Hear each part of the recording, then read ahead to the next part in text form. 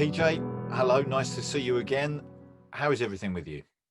Nice to see you too, Peter. Everything's fine, thank you. Sun is shining, so everything's good. Good.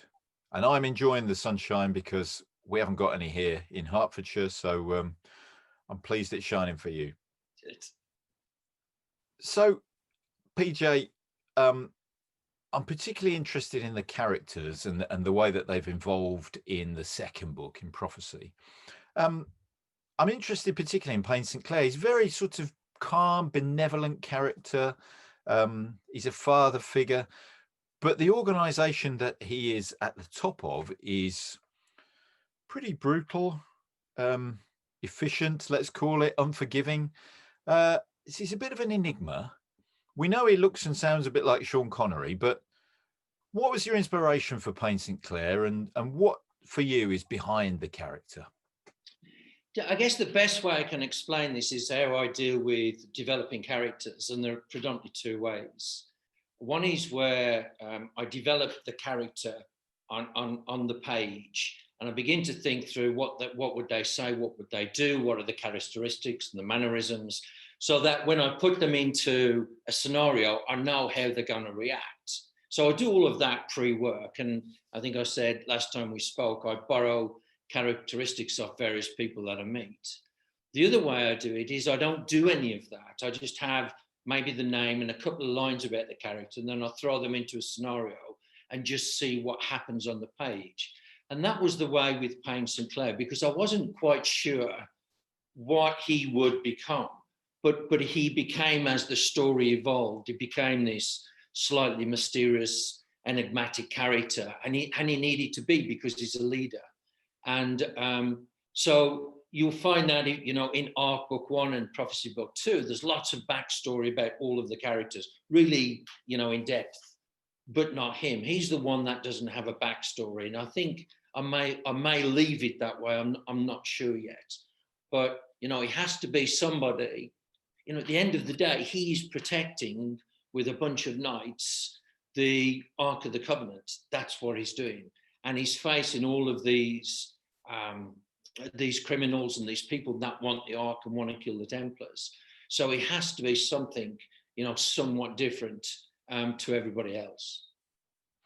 It is interesting all that, because I was doing a bit of research. It may not be apparent, but I was doing a bit of research for the interview, and I looked back to the first time he appears in Ark, and when he meets Jonathan, and he's actually quite short-tempered.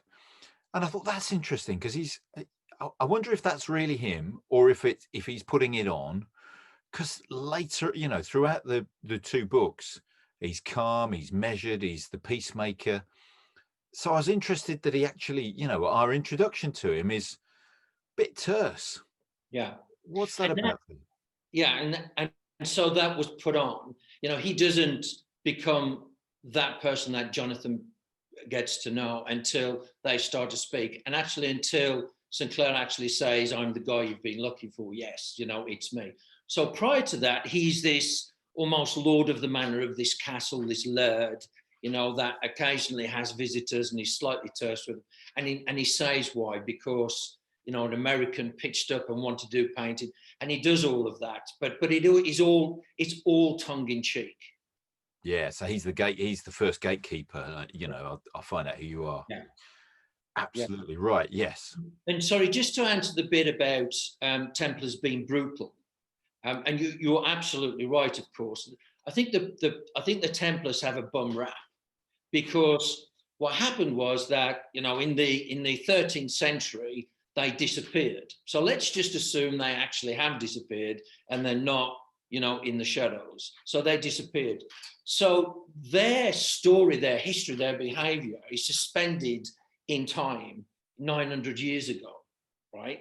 So obviously at that time, there was lots of organizations and orders and militia doing similar things. But whereas everybody else has moved on and evolved, like nations and people and armies and fleets and air force and et cetera, they've moved on and living in modern day. We can only see them through the prism of 900 years ago. So what I wanted to do is say to myself, okay, what would, if they evolved, what would they be like today, given that they were pious monks, they were warriors at arms, but they had, in my books, the Ark of the Covenant, what would they be doing? And I think back then they were ordinary people doing extraordinary things. And now in the books, they're ordinary people doing extraordinary things. And if the final bit to this, and I've given this a lot of thought, how to treat the Templars, because I don't want to be disrespectful to anybody who believes, in what they believe, etc. And so I look at this and say, let me cast, 900 years hence, in the year 29, whatever it is. And in those 900 years, it's that they would look back at that, to take New York, for example, that juxtaposition in New York, where you've got these skyscrapers and, massive wealth going on. In the doorways of some of these live people in boxes because they're homeless. So in 900 years' time, the people looking back at that juxtaposition and going, really? You allowed that stuff to go on? What was that?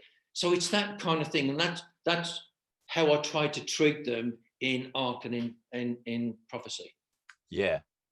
And that's what's fascinating, I think, because during the Crusades, they would have been at the forefront of technology, wouldn't they? The armor and the weaponry. And so the idea that they would have just stopped dead is ridiculous, really. Of course, they've moved on. Right. And imagine them how they were then, knights of old, so not just Templars, but knights in the United Kingdom, and what they are now and what they're doing now. And, people evolved. So hopefully I've treated them well in how they've evolved by taking the very fabric, the basics of them, religious, pious people who had a firm belief in God and a firm belief in their righteous crusade. Now, it may not have been right, but that's what they believed in. And, 900 years, you learn a bunch of stuff in 900 years. Hopefully, yes. And I think you're right, brutal, efficient, but they're the good guys, very definitely, aren't they, in your books? Absolutely. I think so. And I think there were some baddies in there, but also, I pay respect to the Moors and to Salah ad-Din, who was a great warrior, because we have to remember that all of these Europeans came along on their horses and invaded their lands, right? That's what they did. So, I pay great respect. I've spent a lot of time in the Middle East, so I have great respect for the folk. Yes, good point. Let me ask you another, sort of harking back to the Crusades, sort of where it all sprung from. But we talked last time a little bit about faith, and you talked about your interest in faith, getting faith, losing faith. Obviously, Jonathan Rose's story is a thread that runs through both books, Ark and Prophecy, and his story has a lot to do with faith. So where does your interest in faith come from, and what's is there a deliberate attempt to kind of juxtapose Jonathan's faith with the faith of the Templars? What does it say about faith? I think Jonathan's faith is the same as the Templars' faith, and I think it's the same faith that anybody has. To have faith in something, you have to believe in it. It's like, I guess it's like a bungee jumping. You have to believe that the straps around your ankles are not going to give way, and if you don't believe that, then you don't have faith in them, so you won't, you won't jump. So you have to believe in something. And what happened to Jonathan? So if I just backtrack slightly, the entire story of Return of the Templars, beginning with the book Ark, came about by three things that was floating around in my mind at the time. So one was, if somebody was a true believer in something, what would it take to lose that faith? If they were rock solid, what would it take to lose that faith, number one? And then what would it take to get that faith back? So that's all I'd got in my head. Secondly, if the Ark of the Covenant was real and true, where would it be today? Because nobody knows where it is. It just disappeared from view. And then, it turns up in Revelation, but nobody knows who's got it. If it was around today, who would have it and what would they be doing with it? And then thirdly, I'd got this line in my head that the night Courtney Rose died, it snowed hard in Washington, D.C. I didn't know who Courtney Rose was. I didn't know what she had anything to do with anybody. Those were the three things. And so the central thing was faith with Jonathan, because Ark is Jonathan's story. Actually, it's all Jonathan's story. So it's about the challenge to him of his faith, he's losing his faith because he lost belief, and how he got that back again with the relationship that he began to form, personal relationships he began to form with the people in the book. So I think it's the same faith. And for me, I think like a lot of people, I would dearly love to have the faith that, Sunday morning worshippers have when they leave church and they come out and they have that, that reverence and that calm. And I'd like to believe in something that deeply and that truly that you have total faith in it. And the final bit of this is I've always been interested in religion and faith. And I remember I sat with a Catholic priest once and I was talking about it. And he said, God is, God was, and God will always be. And I said, but that doesn't help me. And he said, Paul, to know God, you have to believe in him. And once you believe in him, then you will have faith. But you've got to let go and believe, right? So that's the difficulty for a lot of people in a lot of things. But I think a lot of us would like that calm, that serenity, that reverence that people have who are completely committed, whether it's a Christian or a Catholic, or whether you're a Muslim or whether you're a Buddhist, it doesn't matter. But you have that sense of, I know where I belong, I know what it's all about. I think it's my desire to get to that point. And I tell you what's interesting to me in terms of faith is that idea that perhaps the ark, you say you either know or you believe, and if you believe, then you'll know. The ark allows you to sort of know. That's the thing. It gives it's if you like, it's a sign that all that stuff you might have believed is actually true. And the juxtaposition of Jonathan losing faith, having it, losing it, and then being confronted by the ark, which, if you like, is absolute proof positive. That's where the interest lies, I think, particularly the end of ark and through prophecy. And it was always so to answer my own question that I started off some years ago.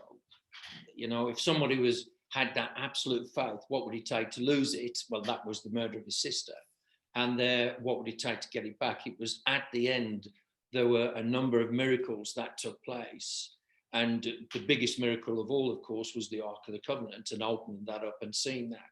But all those, those 2 or 3 other miracles that happened during that penultimate chapter, then he got his faith back. And then, Sinclair said to him, do you believe now, Jonathan?